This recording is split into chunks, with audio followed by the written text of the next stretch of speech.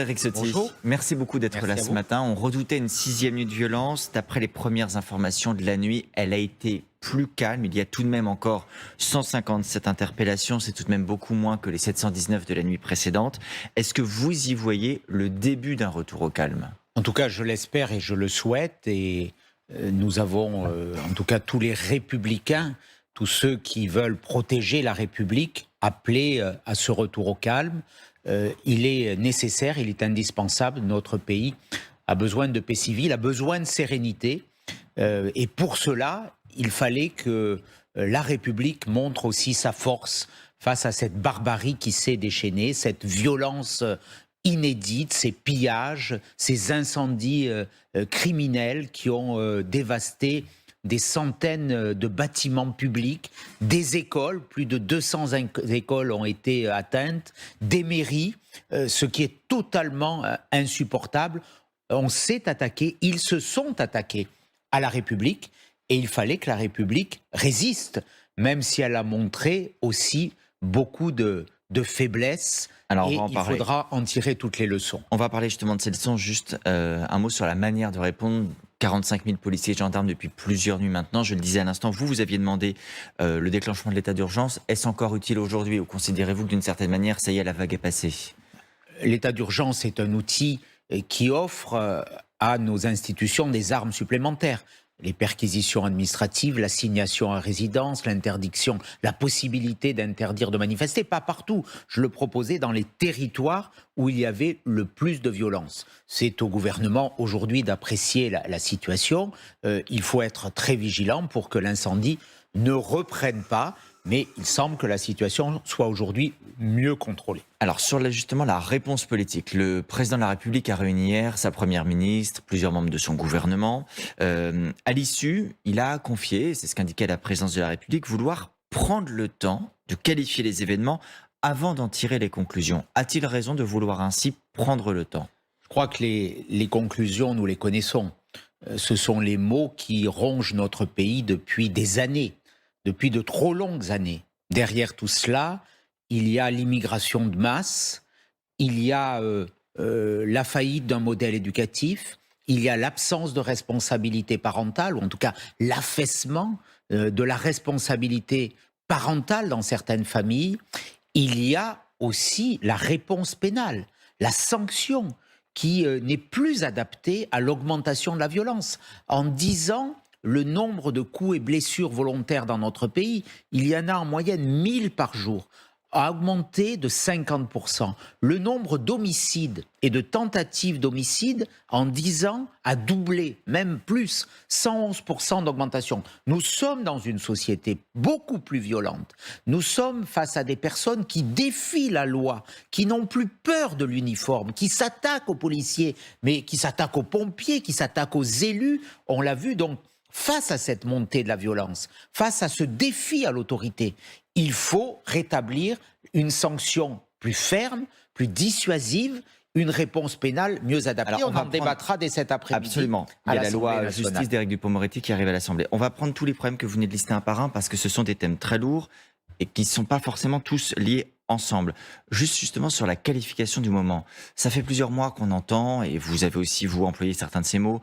Le ministre de l'Intérieur parlait d'ensauvagement, le président de la République parlait de décivilisation. Hier, au grand jury sur LCI, Jordan Bardella disait qu'on était pratiquement à la guerre civile dans certains quartiers.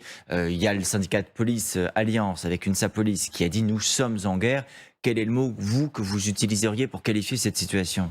En tout cas, on a vu dans certains quartiers des phénomènes de guérilla urbaine. Ça c'est clair. Et l'essentiel, ce ne sont pas les mots.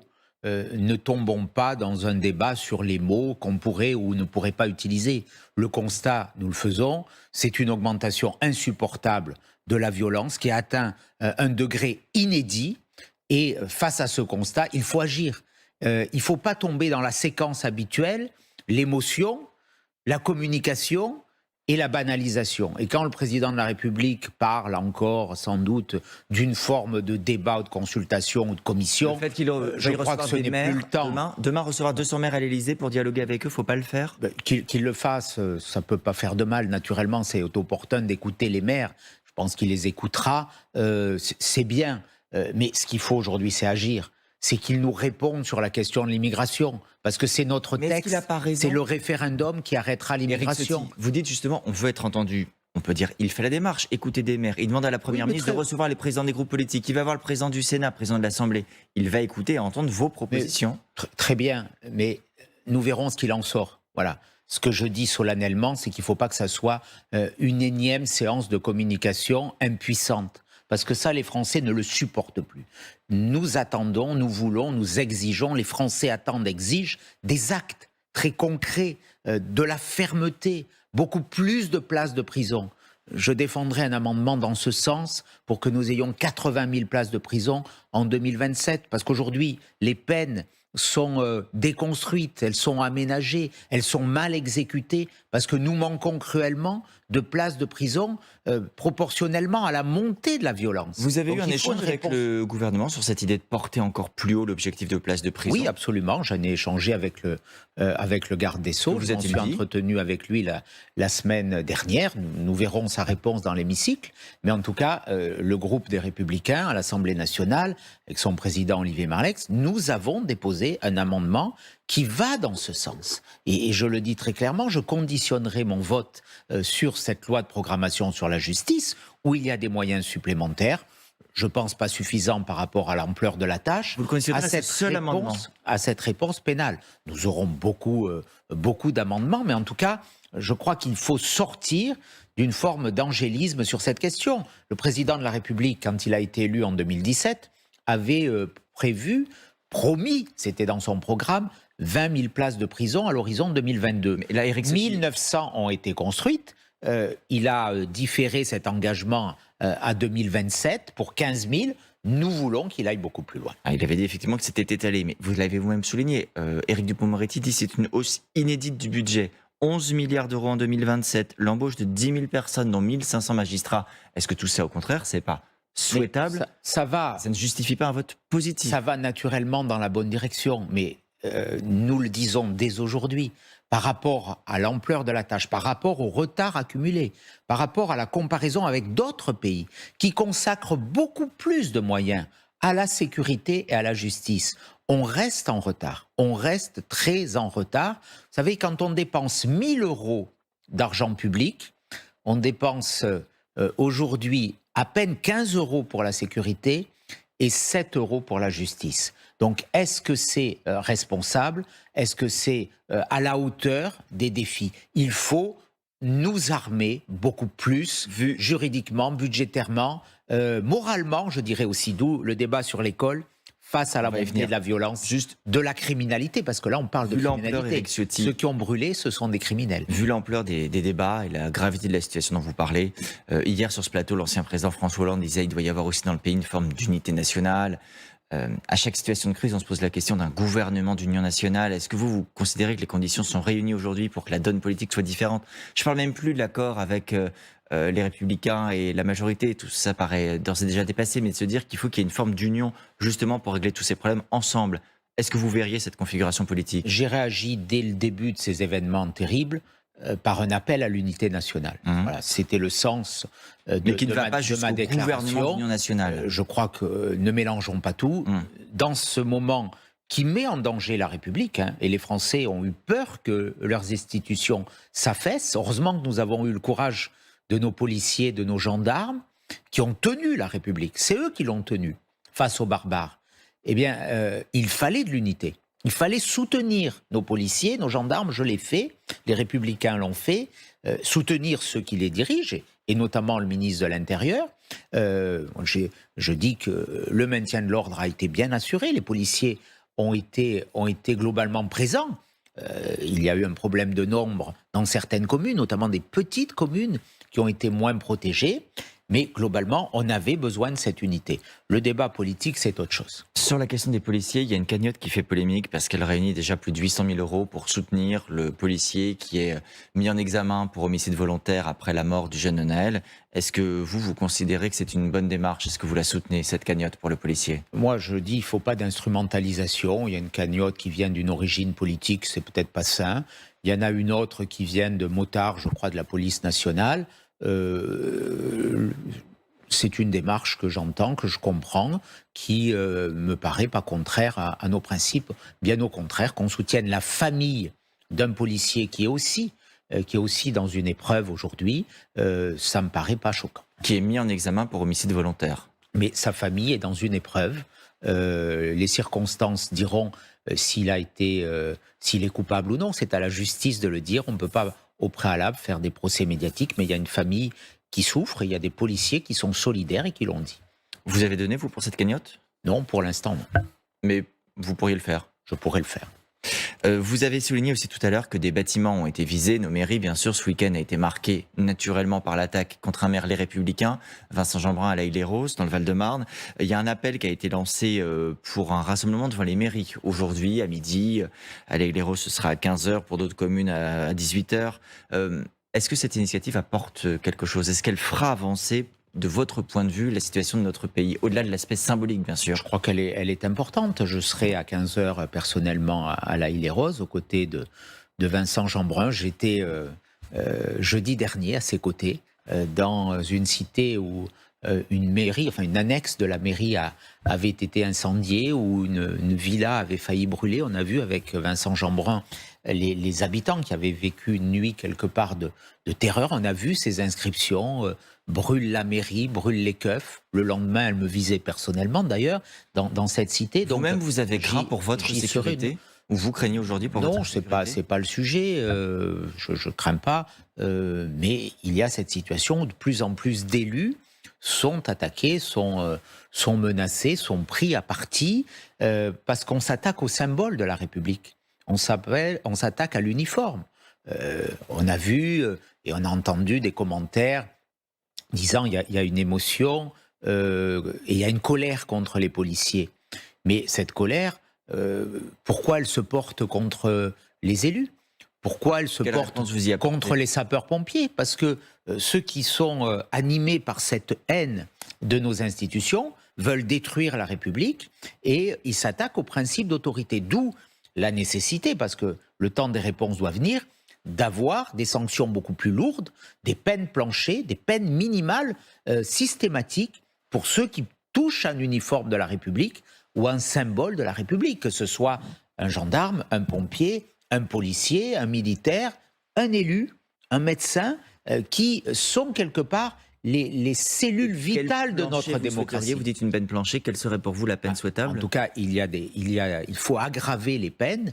Dans le code pénal, il y a naturellement des peines adaptées à chaque délit. Il faut que le fait de s'attaquer à un uniforme soit plus sanctionné et soit systématisé. Vous avez tout à l'heure fait... Il faut envoyer un vrai message. Celui qui touche un uniforme de la République, le soir même, il doit dormir en prison. C'était rarement, faut quand même un jugement, c'était rarement le cas. Il peut y avoir des comparutions immédiates, je vais très vite, mais il faut que le message, il faut que la réaction, elle soit rapide, elle soit forte. On ne peut pas convoquer un mineur 8 mois après, on ne peut pas convoquer un délinquant plusieurs mois. Dans le cas des mineurs. Une question, parce que vous avez fait allusion tout à l'heure à l'autorité parentale. Le président de la République en a parlé aussi la semaine dernière, quand il dit c'est la responsabilité des parents de garder les enfants à domicile, la République n'a pas vocation à se substituer à eux. Il a raison. Qu'est-ce qu'il faut faire? Il faut rétablir la loi que j'avais faite voter en 2010 et qui a été abrogée par M. Hollande et que M. Macron a refusé par 2 fois, lors du débat sur l'école et lors du débat sur la loi séparatisme, de réinstaller. Je prévoyais dans cette loi, et elle s'est appliquée à la fin du quinquennat de Nicolas Sarkozy pendant 1 an, de supprimer les allocations familiales aux parents qui avaient un défaut dans le suivi de leurs enfants, notamment sur la situation, sur l'absentéisme scolaire. Qu'il puisse y avoir de l'emprisonnement, de l'amende pour les parents défaillants, mais est-ce que vous imaginez réellement qu'un parent qui est déjà en difficulté, avec moins d'argent, voire de la prison, soit plus en capacité de gérer son enfant? Ce dispositif existe dans le Code civil. Quand on se marie, on vous lit l'article, je crois que c'est l'article 371 du Code civil, qui parle de l'autorité parentale, les droits et les devoirs. Et si on ne respecte pas ces droits et devoirs, notamment le devoir d'éducation, il y a une sanction qui est prévue dans le code pénal, qui existe aujourd'hui, il ne faut pas changer la loi, qui prévoit notamment des peines de prison pour les parents qui conduisent leur enfant sur un chemin de danger. Donc appliquons la loi, rétablissons la mienne, celle que j'avais faite voter, qui permettait de suspendre les allocations familiales, qui permettait aussi de créer ce qu'on appelait un contrat de responsabilité parentale avec les parents. Mais vous pensez Pour que leur ça aurait mettre empêché les violences auxquelles on a assisté là? On ne peut pas dire que ça aurait empêché, mais c'est une addition de mesures. Je vous faisais tout à l'heure le panel de ce qui nous fait défaut, des mots français, une immigration de masse, une éducation qui ne transmet plus des repères et des valeurs, l'affaiblissement de l'autorité parentale, la faiblesse de la réponse pénale. Il faut agir. L'urbanisme, des quartiers délirants, les moyens sur le terrain. C'est tout cela dont il faut parler. L'intégration, vous dites... ce sont tous ces sujets, mais il faut changer de cadre et arrêtons le blabla, passons aux actes. Vous envisagez la déchéance de nationalité pour ceux qui ont la double nationalité et qui ont participé à ces violences. Le président du RN, Jordan Bardella, hier, lorsque cette proposition de votre part lui était soumise, dit Éric Ciotti, c'est Monsieur Plus. Est-ce que vraiment vous pensez que cette mesure-là, vous dites c'est une addition, j'entends, mais qu'est-ce qu'elle aurait changé? Combien des émeutiers ont réellement la double nationalité? Combien pourraient être envoyés dans un autre pays que le nôtre? La République, elle doit envoyer des messages aussi. Du symbole. Il doit y avoir du symbole, oui, mais le symbole, il est dissuasif. Voilà. On ne s'attaque pas à son pays. Voilà. Et quand on s'attaque à son pays, c'est qu'on n'y adhère pas.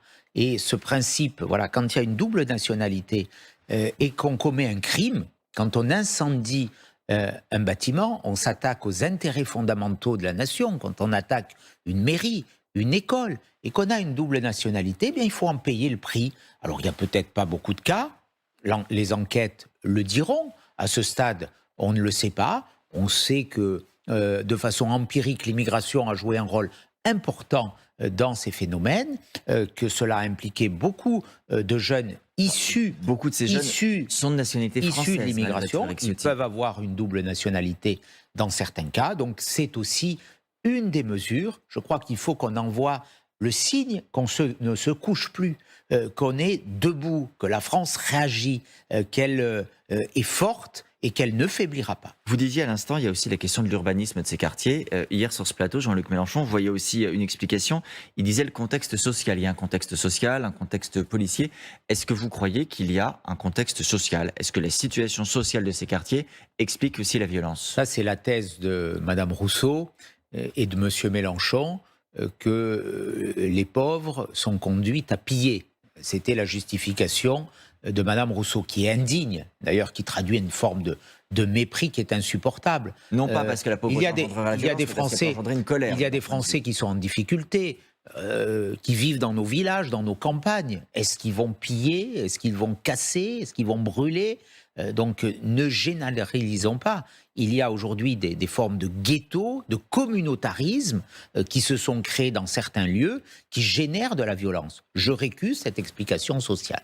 Vous voyez davantage un rôle, en revanche, du côté des réseaux sociaux et des jeux vidéo. C'était aussi l'une des convictions du chef de l'État la semaine dernière. Je parlais des parents, mais son ministre de la Justice disait ce week-end, si vous allez sur Snapchat, effectivement, on voit des jeunes qui partagent les vidéos sur les réseaux. Il y a eu un appel aux plateformes pour qu'elles luttent également. Emmanuel Macron qui disait les jeunes ont l'impression de revivre dans la rue les jeux vidéo qui les ont intoxiqués. Est-ce que là, c'est un levier?